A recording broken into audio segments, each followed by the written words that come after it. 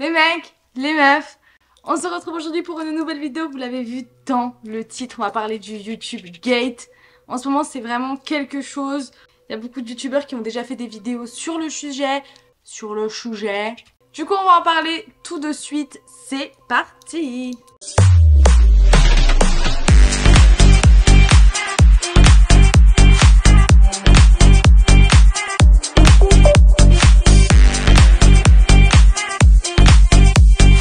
N'hésitez pas à lâcher un like, mettre un commentaire, abonnez-vous. Avant de commencer la vidéo, comme d'habitude, je vous laisse aller checker tous mes réseaux sociaux, tout est en description.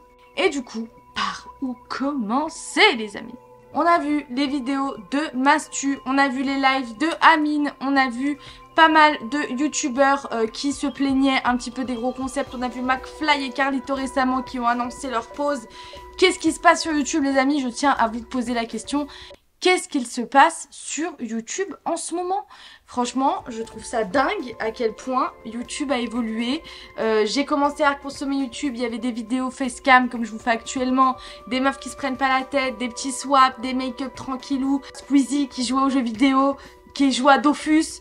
C'était ça quand j'ai commencé YouTube, c'était Cyprien, c'était Natou, enfin voilà quoi. Donc qu'est-ce qui s'est passé entre temps? Aujourd'hui, YouTube s'est pris pour la Paramount. On va pas se mentir, on a des vidéos de plus en plus produites, on a un public de plus en plus exigeant et nous, créateurs de contenu, de petits contenus je dirais, on passe un petit peu à la trappe. Voilà, on est en mode, est-ce qu'on a un avenir? Est-ce qu'on va décoller un jour? Étant donné que aujourd'hui on propose exclusivement avec des grosses vues et des choses comme ça, c'est des chaînes qui coûtent cher. Même les vidéos, je sais pas si vous connaissez Océane, même elle, qui est une youtubeuse que j'ai connue quand même avec des vidéos très simples, je suis désolée, aujourd'hui c'est des vidéos produites. Voilà, aujourd'hui c'est des vidéos produites. Avant, j'avais l'habitude de m'identifier à mes youtubeurs préférés, aujourd'hui je ne peux plus m'identifier. Voilà, je suis désolée. Je n'ai plus la capacité ainsi que je n'ai pas les compétences pour encore, en tout cas, où je n'ai pas le budget, enfin voilà, je n'ai pas encore, on va dire, le nécessaire afin d'effectuer ça. Si vous entendez des... J'ai une nouvelle caméra. Voilà, attendez, je vais prendre en photo immédiatement ce qui est en train de se passer. Comme ça, je vous la mets en même temps. Voilà, ce sera une vidéo live. Et en fait, je vous explique, c'est un autofocus qui se fait automatiquement, voilà en fait, je sais pas, ça fait des flous, ça refait pas des flous. Et du coup, bah, ça fait du bruit. Donc je sais pas si on l'entendra, mais en tout cas, voilà, je vous préviens qu'il risque d'y avoir des petits... Et bah c'est mon autofocus, voilà, je n'ai pas encore la main sur cette caméra, c'est le premier tournage que je fais avec et je vais pas vous mentir, je fais cette vidéo parce qu'il fallait que j'en parle et que je voulais en parler, mais également pour tester ma nouvelle caméra. Donc du coup je reviens sur le sujet YouTube, je trouve que maintenant on a des vidéos surproduites, très produites, qui mettent une pression monstre aux petits comme aux gros créateurs. On le voit avec McFly et Carlito, ils sont arrivés à nous dire qu'ils font une pause, qu'ils en peuvent un petit peu plus, que la pression est telle que qu'ils ont d'autres priorités dans la vie, parce que c'est vrai que YouTube on peut plus forcément proposer de vidéos simples parce que il y aura tout de suite ce regard des gens de ouais mais tu gagnes des millions et tu fais pas des vidéos qui valent des millions. Mais en fait c'est une société qui est extrêmement exigeante de plus en plus. C'est une société qui demande qu'on fasse énormément d'efforts et qu'on produise énormément et qu'on fasse énormément de travail, ce qui est ok, mais sachez une chose, vous qui regardez potentiellement, moi je ne vis pas de YouTube, voilà.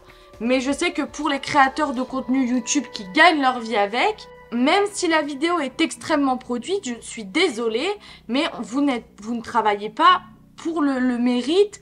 Enfin, c'est-à-dire qu'à un moment donné, quand une vidéo et qu'un YouTuber est payé extrêmement cher, et ben c'est qu'il les vaut en fait. C'est comme un footballeur, c'est comme un... Vous n'allez pas dire à un footballeur... tu dois marquer des buts à chaque fois parce que tu es payé tant de temps. Tu es payé tant d'argent. En fait, moi je trouve ça mais terrible. Je trouve ça terrible comme façon de faire et comme situation. Je trouve que c'est polluant. Je trouve que c'est pas normal. Je trouve que ça va pas du tout. Ça se dégrade de plus en plus. Voilà, tout ce qui est YouTube, tout ce qui est la façon de penser des gens. Vous allez pas dire à Neymar, frérot, t'es blessé, mais j'en ai rien à foutre, t'es payé tant de millions d'euros, tu vas sur le terrain.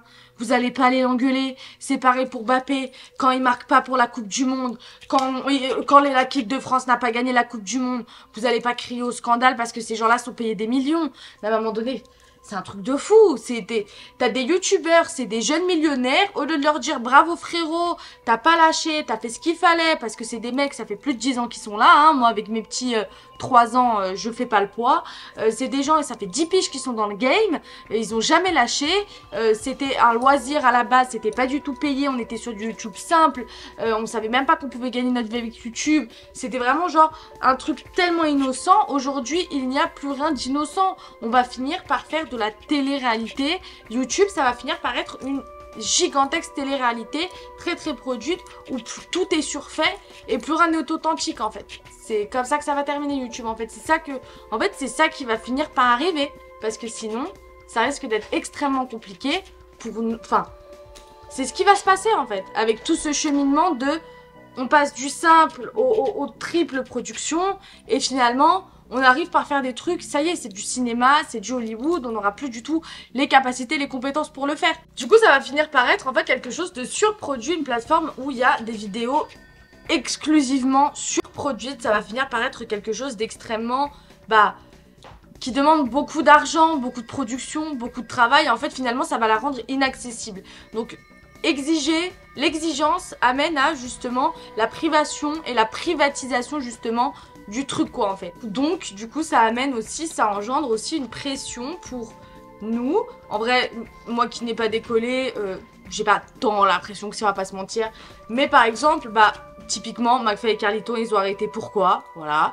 Je pense, et petit à petit, je pense qu'il va y avoir des personnes comme ça qui vont tomber de plus en plus. C'est vrai que, je pense que Squeezie, ça sera un des seuls, je pense, à perdurer parce que c'est un mec, ça se voit dans ses vidéos, il se met pas la pression. Il fait des vidéos, c'est toujours le même studio, ça va faire 3 ans, quelque chose comme ça, c'est le même studio. Les vidéos, il reprend pas mal de mêmes concepts. Il reprend pas mal de mêmes concepts à chaque fois, il en fait plusieurs vidéos et franchement ça nous lasse pas, vous l'avez très très bien vu, c'est des mecs qui sont validés comme never. Je pense que en fait c'est le genre de mec qui se mettra jamais la pression, il se mettra jamais une espèce de truc dans la tête en mode il faut que je fasse des vidéos produites, il faut que je fasse des vidéos comme ci, comme ça. En vrai je pense que c'est le genre de mec, Squeezie typiquement, à faire des vidéos produites mais c'est juste pour son kiff personnel que genre il peut se permettre ça donc il le fait. Mais c'est pas genre un effet de mode qui fasse ce genre de truc. Surtout que ça a été un petit peu un précurseur de ce genre de vidéos. Théma, c'est le premier à avoir fait un événement hyper médiatisé comme le GP Explorer par exemple sur Twitch. C'est un des seuls à avoir fait ça je trouve. Typiquement il nous faut des gars comme ça sur internet parce que ça risque de mourir sinon. Et malheureusement, je pense que... Enfin, c'est marrant parce que je ne vis pas de YouTube et donc potentiellement je ne suis pas légitime d'en parler parce que ce n'est pas mon métier vu que je n'ai pas de salaire qui découle de ça. Donc finalement, est-ce que je suis légitime d'en parler? Même moi, je ne sais pas. Tout ce que je sais, c'est que je me mettrai jamais la pression pour aucune vidéo que ce soit. Je me mets juste la pression de tournage à telle date maximum pour pouvoir monter et publier la vidéo à telle date maximum. C'est la seule pression que je me mettrai sur ma chaîne YouTube, c'est de vous sortir des choses régulièrement avec des idées un peu sympas où je suis dans la légèreté, etc. Si un jour je suis amenée à faire des vidéos produites, grand bien vous fasse, ce sera du beau contenu. Et si je le fais pas, je le fais pas. Ça n'est pas un problème. Je ne me mettrai jamais la pression là-dessus. Et je pense que c'est ça, c'est cette pression qui fait que du coup, ce métier et cette plateforme se meurt de jour en jour. Et que tous les créateurs de contenu, ils vont vous dire ciao. Et ils vont se mettre sur Twitch, ils vont se mettre sur TikTok. C'est terminé. Parce que Twitch, l'avantage, l'inconvénient majeur de Twitch, c'est que du coup, ça te prend du temps réel de ta vie et qu'il n'y a pas de montage et etc. Donc du coup ça doit être assez carré, c'est-à-dire t'as des animaux, ils sont enfermés, t'as un pélo, une meuf, un truc comme ça doit être chez sa mère ou chez son père, enfin tu sais ce que je veux dire. C'est des trucs qui demandent plus de contraintes qu'une vidéo YouTube en tout cas. Le live Twitch, puisque j'en fais, je peux vous en parler donc j'en fais. D'ailleurs allez voir ma chaîne Twitch, elle est en description également. et TikTok parce qu'en fait c'est des petits contenus, c'est rapide à faire et en même temps ça demande un petit peu de skill de montage et en même temps c'est une plateforme qui génère énormément de vues. Donc je pense que clairement à ce rythme-là, on va tous terminer sur Twitch et sur TikTok, les gars. Voilà, je vous le dis, on va passer notre vie chez nous, sur notre canapé ou sur notre setup gaming, sur notre PC, à justement faire des lives sur Twitch. Voilà, mais c'est ce qui va arriver en fait. YouTube, je trouve, pour finir cette vidéo, c'est un petit peu ma dénonciation, hein. Je vais pas faire de schéma. Vous avez très bien compris de quoi on parle dans cette vidéo. Je vais pas commencer à faire un lyrics de tant de temps. C'était juste pour vous donner mon avis là-dessus et comment je vois l'évolution de la plateforme. Et pour moi justement, bah, on va finir là-dessus. L'évolution de la plateforme pour moi, ça va être, c'est que du positif dans le sens où du coup, bah, quelque part ça nous laisse un peu la place. Nous, petits créateurs de contenu, moi personnellement je ne compte pas arrêter. Quoi qu'il se passe sur la plateforme, je ne compte pas arrêter. Ailleurs dans le monde, la plateforme YouTube cartonne un maximum. Toutes les vues de base, basiques en France, que ça soit à la télévision et sur YouTube et sur un petit peu toutes les plateformes de création de contenu, les vidéos en règle générale baissent. Voilà. La télé, ça a été le premier touché. Là, on est sur YouTube. Voilà, on est dans une société de lassitude permanente. Je tiens à vous le dire, encore une fois, je le dis quasiment à toutes les vidéos un petit peu comme ça, je n'arrêterai jamais YouTube. Voilà, même si je vous sors pas de vidéo pendant tant de temps, ce sera 2 semaines maximum, je n'arrêterai jamais YouTube. Voilà, quelle que soit ma situation, quelle que soit la période de ma vie, je n'arrêterai jamais YouTube. Voilà, c'est dit. Donc, quelle que soit l'évolution de la plateforme, je serai là. Étant donné que j'ai déjà pratiqué Twitch, je continuerai à faire des lives. D'ailleurs, j'aimerais bien reprendre les lives Twitch. Si jamais vous avez déjà participé à un de mes lives Twitch et que vous savez de quoi on parle et que vous savez comment c'est sur mes live Twitch. De toute manière, il y a des replays Twitch, hein, donc vous pouvez très vite aller voir. J'ai fait des let's play, etc. Vous pouvez aller voir le replay de mon let's play dans les playlists. N'hésitez pas à me dire si vous kiffez, si vous aimeriez que je fasse plus de live, si vous aimeriez que je joue à certains jeux. Là, typiquement, le prochain live, ça va être sur du Hogwarts Legacy. J'ai fait exprès de faire toute la quête principale avec mon chéri, on a joué ensemble. Et maintenant, je tiens à faire toutes les quêtes secondaires et tous les petits trucs avec vous. Voilà, sur Twitch. Parce que j'avais envie. Et je pense que je vais le faire très rapidement parce que c'est vrai que c'est une plateforme qui me manque beaucoup. Mais pour en finir avec YouTube, je n'arrêterai pas YouTube. Je continuerai Twitch, je continuerai les podcasts. Je pense que je suis quelqu'un où quand je m'engage dans quelque chose, je n'arrêterai pas quoi. Je n'arrêterai pas.